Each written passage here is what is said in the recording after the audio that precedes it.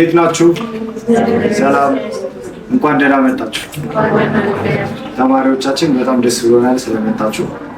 ዛሬ ያው እዚህ ጋር እንደምታነቡት የፉል ፋሽን ተማሪዎች እና ሰራተኞች አንድ ላይ ሆነን የደም ልገሳ ቀንን ለማክበር ነው እዚህ የተገናኘነው እና አክብራችሁን ደግሞ ስለመጣችሁ እናመሰግናለን። መቼም አንድ ሰው የሆነ ስራ ሲሰራ በጎ አድራጎት ላይ መሳተፍ ደግሞ አስፈላጊ ስለሆነ ስላሰብን እንደ ትምህርት ቤታችን ያው በህጉ መሰረት ምንድነው ሲለገስ ያለው ነገር ክራይቴሪያዎች አሉት።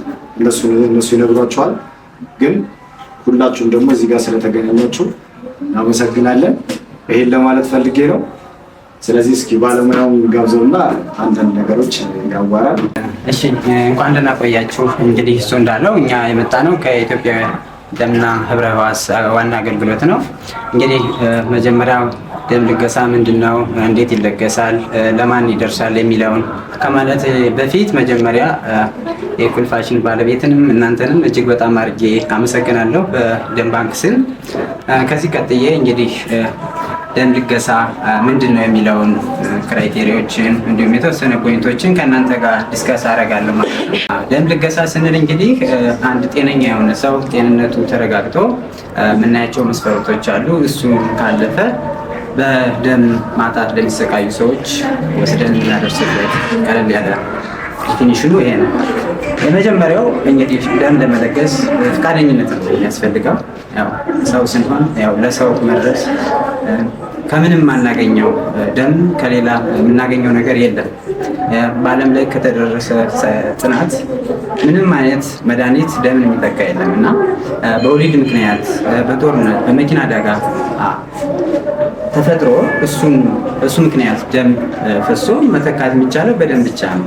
እሱን በማሰብ እንግዲህ እናንተ ይህንን ከኛ በላይ በእርግጥ በጣም ተዘጋጅታችሁበታል እና በጣም ደስ ብሎኛል። እሱን አስባችሁ ይህን ስላዘጋጃችሁ በጣም ነው የምናመሰግነው። እንግዲህ ክራይቴሪያዎች ምንድን ናቸው ስንል ያው ቅድም ፈቃደኝነት ብያለሁ። የመጀመሪያው ያው እድሜያቸው ከ17 በላይ ሊሆን ይገባል። ያው ሲግኒቸር አለው ለመፈረም ከ17 ዓመት በላይ መሆን አለባችሁ። ኪሎ ደግሞ ከ45 በላይ መሆን አለበት። ሌላኛው ያው ግፊታችሁን፣ ሌሎች ሜዲካል ቴክኒኮችን እዚያው ቸክ እናደርጋለን። እሱን ካለፋችሁ እንግዲህ መለገስ ይቻላል ነው። ደም ለማን ይደርሳል የሚለው እንግዲህ ቅድም እንዳልሁት በወሊድ ምክንያት እንግዲህ አንድ እናት ልጅ ወልዳ በደም ፍሰት ልጅን ሳታይ ልትሞት ትችላለች። እንግዲህ አስቡት፣ ያቺ እናት ያቺ እህት የኛ እህት ብትሆን የኛ እናት ብትሆን በሚተካው ደም የማይተካውን ሰው ማዳን እየቻል አለመለገስ በጣም አይቻልም። እንግዲህ ደም ስንለግስ የመጀመሪያው እድለኝነት ነው ብዬ አስባለሁ። እድለኝነት ነው ማለት ምንድን ነው? መጀመሪያ ደም ለመለገስ ያው ጤነኛ ስንሆን አይደለ? ጤነኛ መሆናችን በዚህ ሰዓት በጣም እድለኛ ነን። እንግዲህ እናንተ እዚህ ላይ ሙያው ላይ ትኩረት ስላደረጋችሁ ይሆናል እንጂ ወደ ሆስፒታል ምናምን ብትሄዱ በጣም እድለኛነት ይሰማችሁ ነበር። ምክንያቱም በጣም ብዙ ሰው ጤናውን አጥቶ ሆስፒታል ላይ ያለ እና እሱን ስታስቡ በጣም እድለኝነት ነው። ሌላኛው እድለኝነት ነው ያልነው ደግሞ ደም በምትለግሱበት ሰዓት የራሱ ጎንዮሽ ጥቅሞች አሉ። የመጀመሪያው ምንድነው? አወር ቦዲ የኛ የሰውነታችን ሲስተም እንግዲህ ወደ ባዮሎጂ ሊወስዳችሁ ነው ወይም ደግሞ ወደ ጤናው ዘርፍ ሊወስዳችሁ ነው ለጊዜው። አወር ቦዲ አይረን የሚባል በደማችን ውስጥ ኦክሲጅንን ይዞ የሚንቀሳቀስ ንጥረ ነገር አለ እና እሱን በራሱ የሚያስወግድበት መንገድ የለም። ይሄ አይረን ተመጣጣኝ ካልሆነ በጣም ጎጂ ነው። አስፈላጊም ነው፣ ግን በጣም ደግሞ ተመጣጣኝ ካልሆነ በጣም ጎጂ ነው። ለካንሰር የሚያጋልጥ አይረን ነው እና ደም በምትለግሱበት ሰዓት ምንድነው ፍሬሽ የሆነ አይረን ፕሮዲስ ይሆናል። ፍሬሽ የሆነ አይረን ፕሮዲስ ይሆናል ማለት በተዘዋዋሪ ደም ለገሳችሁ፣ ውድ የሆነውን የሰው ህይወት አዳናችሁ፣ ፕላስ ደግሞ የእናንተን ጤና ጠበቃችሁ ማለት ነው። እንግዲህ ካንሰር እንደማይድን ሁላችሁም ታውቁታላችሁ። አስፈላጊውን ትሪትመንት ራሱ ተደርጎለት እንደማይድን ታውቁታላችሁ እና በጣም እድለኝነት ነው ስንል ከዚህ አንጻር ነው። አንደኛው ጤናችሁን ትጠብቃላችሁ፣ ሁለተኛው ደግሞ ውዱን የሰው ህይወት በሚተካው ደም የማይተካውን የሰው ህይወት ትመልሳላችሁ። እንግዲህ አንድ ሰው የተለያየ የልገሳ አይነት አለ። 350 የሚል ወይም ደግሞ 450 የሚል የሚባል አለ። እሱን ዲቴል ልተውና አንድ ሰው አንዴ ሲለግስ 3 ሰው ያድናል። ያ 3 ሰው እንግዲህ ልጅ ያለው ሊኖር ይችላል። አባት የሆነ ቤተሰቡን ማስቀጠል የሚጠበቅበት ሰው ይችላል እና እሱን አስባችሁ ለመለገስ ስትመጡ እርግጠኛ ነኝ በጣም ኮሚትድ ነው እና እናንተ ጋር ምንም አይነት ጉዳት የለም። ጎንዮሽ ጉዳት ግን እናንተ ደም በምትሰጡበት ሰዓት እናንተ የራሳችሁን ጤና ጠብቃችሁ፣ ሁለተኛ ደግሞ ሁሉን የሆነ የሰው ህይወት ነው የምታደርጉና እንድትለግሱ እላለሁ። ሌላኛው እንግዲህ እኛ ደም ባንክ ላይ ከለገሳችሁ በኋላ የምንሰጣችሁ ሰርቪሶች አሉ። በዚህ አጋጣሚ ልነግራችሁ እፈልጋለሁ። የመጀመሪያው ደም ከለገሳችሁ በኋላ የደም ግሩፓችን ይሰራላችኋል። ኤ ነው፣ ኤ ቢ ነው፣ ኦ ነው የሚለውን ዲቴይል ተሰርቶ ቴክስት ይደረግላቸዋል። ሁለተኛው ደግሞ ነፃ ምርመራ እናደርጋለን። ነፃ ምርመራ የምናደርጋቸው የተወሰኑ በሽታዎች አሉ። አንደኛው ኤች አይ ቪ ኤድስ ነው። ሁለተኛው ሄፓታይተስ የሚባል ቫይረስ አለ። ኤ ቢ ሲ ኢ አለ። አምስቱን አይነት ቼክ አድርገን እሱንም እናሳውቃለን። የአባላዘር በሽታውን ቼክ እናደርጋለን።